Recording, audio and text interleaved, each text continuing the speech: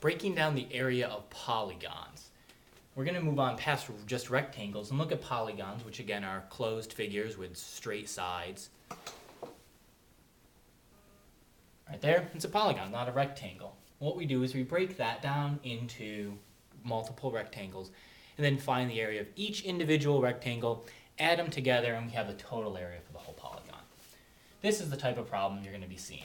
You'll be given a polygon, it will label a whole bunch of numbers here, and you have to figure out which numbers do I multiply to figure out the area of the rectangles and ultimately the area of this polygon. Take a look at this one.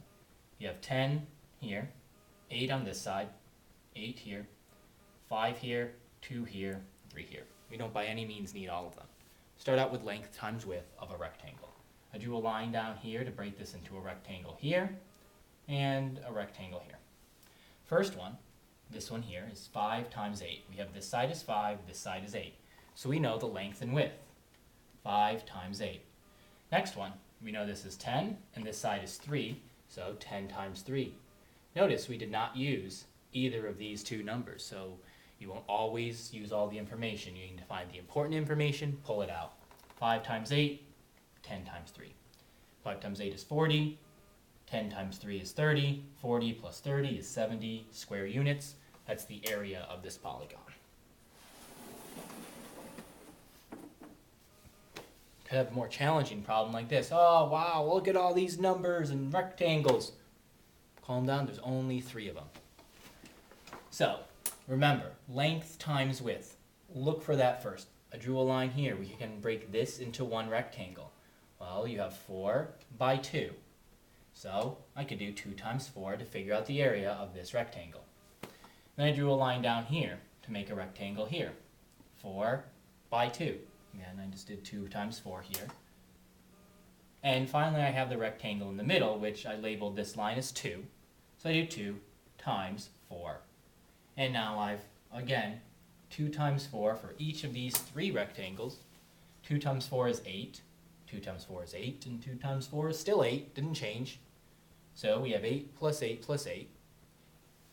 Our total product is total area is going to be 24 square units for this whole big polygon. Now remember, we didn't use all the numbers. You're not going to.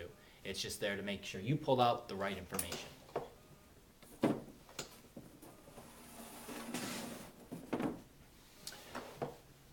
At this point, you should be able to do this. I can break down polygons into rectangles to find area. Let's take a look at this polygon. You have a side length of 3, 2, 2. And notice I drew that line there, so I kind of have 2 by 2 there. 4, 1, and 6. 6 by 1. So break this rectangle down, or break this polygon into 2 rectangles and find the area. Here we go again. This one you have 2, 4. This whole length is 4. Notice I kind of broke it here. 2, 2, and 2. Keep in mind these aren't actually measured out or drawn to scale, so this may say 2 and this says 2 even though the sides aren't the same length they're supposed to be.